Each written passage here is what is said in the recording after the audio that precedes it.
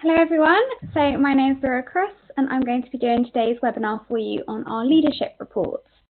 Now this is one of our new reports and I'm particularly excited about this report because I think it offers some really great insight into what is a really crucial and important topic for all organisations really.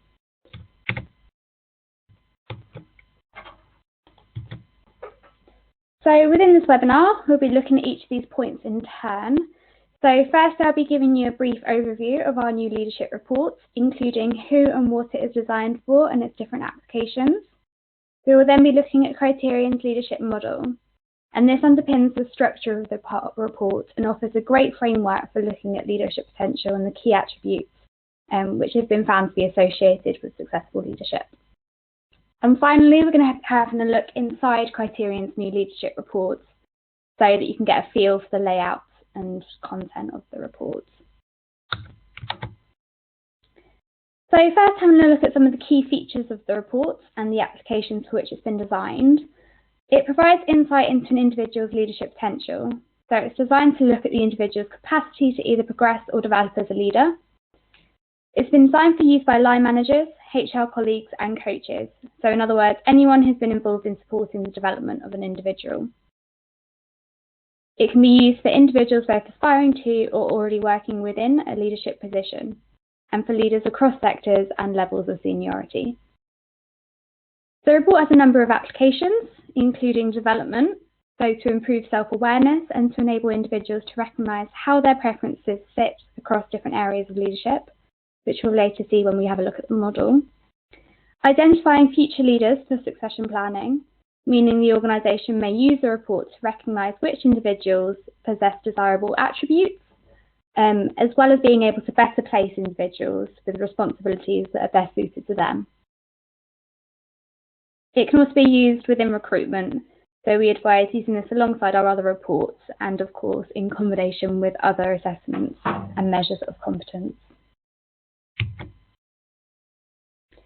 The report enables you to identify attributes that are important for leadership. So these are attributes that have been identified within the literature and within client and practical research. The report also helps you to recognise the style of leadership which the individual might be most likely to adopt.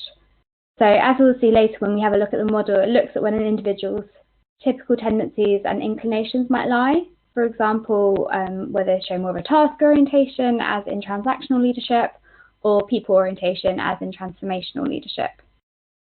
It also holds implications in terms of potential strengths or development areas. So considering their personality profile in light of the organisational context and the different demands that might be expected of them, we can identify potential strengths and development areas which we can then use to help them to maximise their potential. And it's also useful as a springboard for a discussion with the individual. The report should be used within the conversation with a line manager or coach, and it should help inspire and guide development planning. So now to have a look at the criteria leadership model, which underpins the report. So it's derived from years of experience in research. So it's based on our experience with clients, the key attributes that they look for in leaders. It's based on our own job analyses work with client organisations. So based on observations with leaders across a variety of different sectors and levels of seniority. And it's also based on an academic literature review of research into what personality characteristics have really stood out for being associated with successful leadership. The model covers 12 aspects of leadership, which fall under 4 areas of leadership responsibility. So leading people, leading tasks, leading yourself, and leading the way. As seen in this diagram here, you can just see there's 4 different quadrants. So these 4 areas are broadly consistent with other existing frameworks for leadership, and so will be familiar to many. These offer a nice and clear breakdown and easy way to make sense of the breadth of areas that leadership entails. So this is a visual which will be used at the start of the report, so you'll see it again later, and it provides an overview of the individual's leadership potential profile, allowing you to eyeball the key information and take away the sort of key areas of potential or preference. So this visual also allows you to quickly recognise what their typical style or inclination might be. For example, in this graphic, we can see that this individual is likely to hold a great deal of leadership potential in terms of leading people, but they might benefit from some further support in leading themselves, such as looking at their internal self-belief and coping mechanisms. So now I'm going to have a look at each of these areas in a little more detail. So firstly, we have the area of leading people. This area offers insight into the individual's tendencies and preferences in relation to working with others, so including connecting with peers and managing direct reports. The areas of responsibility that fall under this are working with others, which looks at the extent to which the individual adopts a collaborative approach and values the opportunity to work with others. We then have connecting and networking, which looks at how adaptable the individual is and how confident they are within social contexts and networking with others. And lastly, supporting others, which looks at whether the individual is motivated by caring and supporting others. Next, we have leading tasks, which looks at how the individual might approach tasks and decisions. So the first area covers decision-making and ambiguity, which looks at how confident they are coping with ambiguity and making quick decisions based on their expertise and experience and just intuition, really. Next, we have achievement, which looks at the individual's drive for success. And then ethical stance looks at the extent to which the individual takes account of moral considerations within their actions and decisions. Next, we have leading yourself, which explores how the individual might deal with the emotional demands that come with adopting leadership responsibilities and bearing influence over others. This area includes coping with pressure, so their capacity to deal with stresses and demands and remain calm in the face of challenge. Confidence and self-belief, which looks at their resilience and the extent to which they're likely to believe in their own ability to lead. And then we have impact, which explores the individual's confidence and desire to influence others. Lastly, we have leading the way, which details how the individual might approach leadership responsibilities that involve looking to the future and driving organisational change. Within this area, we look at openness to change, which is the extent to which the individual embraces change and actively seeks new ways of doing things. We then have looking ahead, which covers the individual's tendencies to look at the bigger picture and see things from a strategic perspective. And lastly, we have learning and developing, which explores whether the individual values innovation, opportunities for themselves and their teams to develop skills, and to just generally improve efficiency. Okay, so in the next section, we're going to have a look at the layout of the Criterion Leadership Report. So here you can see the front page and introduction page of the report. As you'll notice, this report has a congruent look with the other reports, so with the front page layout and with this understanding this report page, which provides your guidance and sort of how to use the report and covers some important points to remember when interpreting the results contained within the report. A very important point to mention here is that this report is only available to download if the respondent has completed the enhanced 30-scale version of the Criterion Personality Questionnaire. Your questionnaire can include additional scales to this, but you will need these scales contained within this questionnaire as a bare minimum in order to generate this report. This questionnaire builds on the Criterion Core Questionnaire, which you might be familiar with, which is the 21-scale version, and offers an even deeper insight across a breadth of elements of personality. So yeah, all other personality reports are available to download upon completion of this 30-scale questionnaire. Okay. So moving on to the next page, we can see the visual, which provides the overview of the individual's leadership potential profile.